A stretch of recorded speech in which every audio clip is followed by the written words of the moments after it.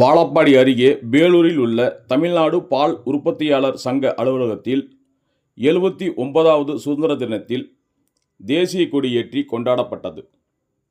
சேலம் மாவட்டம் வாழப்பாடி அருகே வேலூரில் உள்ள தமிழ்நாடு பால் உற்பத்தியாளர் சங்க அலுவலகத்தில் சேலம் மாவட்ட தலைவர் காந்தி முன்னிலையில் மாநில தலைவர் வக்கீல் ராஜேந்திரன் தேசிய கொடி ஏற்றினார்.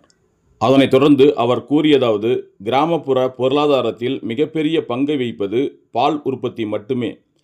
கிராமப்புற பொருளாதாரம் விவசாயத்தை சார்ந்து இருந்தாலும் கூட விவசாயத்தில் நீடித்த வருமானத்தை பெற்று தருவது பால் உற்பத்தி மட்டுமே என்றும், உலக அளவில் இந்தியா பால் உற்பத்தியில் முதலிடத்தில் உள்ளதில் மகிழ்ச்சி எனவும், எனவே இங்கே இருக்கின்ற மாநில அரசு சட்டமன்ற தேர்தலுக்கு முன்னதாக எங்களுக்கான பால் கொள்முதல் விலை உயர்வை அறிவித்திட வேண்டும். கிராமப்புறங்களில் பால் உற்பத்தியாளர்களுக்கு ஒரு வேலைவாய்ப்பை ஏற்படுத்தி தர வேண்டும் என தமிழக அரசுக்கு பால் உற்பத்தியாளர் சங்கத்தின் மாநில தலைவர் வக்கீல் ராஜேந்திரன் தமிழக அரசுக்கு கோரிக்கை வைத்துள்ளார். இன்றைய தினம் வேலூர் பால் உற்பத்தியாளர் கூட்டுறவு சங்கத்தில் நடைபெறுகிற 79ஆம் ஆண்டு சுதந்திர தின விழாவில் நாங்கள் பங்கு பெற்றிருப்பது மிக்க மகிழ்ச்சியை தருகிறது.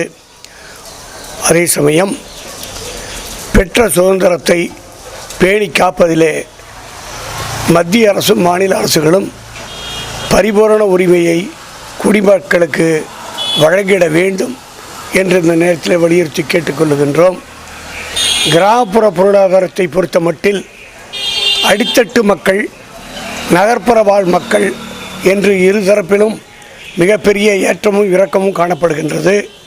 இந்த சூழ்நிலையில் கிராமப்புற பொருளாதாரத்தில் மிகப்பெரிய பங்கை வகிப்பது பால் உற்பத்தி மட்டுமே.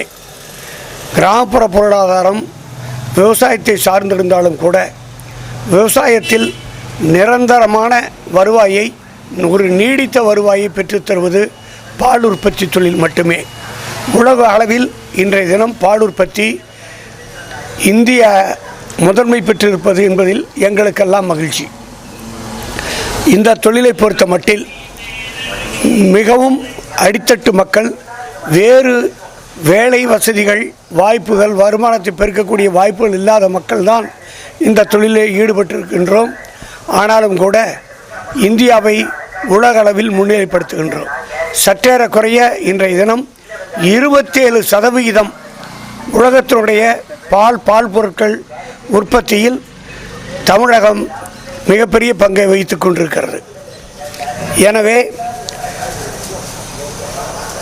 இங்கே இருக்கின்ற மாநில அரசு வருகின்ற சட்டமன்ற தேர்தலுக்கு முன்பாக எங்களுக்கான பால் கொள்முதல் விலை உயர்வை அறிவித்திட வேண்டும். பால் உற்பத்தியாளர்களுக்கு கிராமப்புறங்களிலே இன்றைய தினம் ஒரு வேலை வாய்ப்பை உத்தரவாதப்படுத்துகிற இந்த பால் தொழிலுக்கு தனி பட்ஜெட் அறிவித்திட வேண்டும்.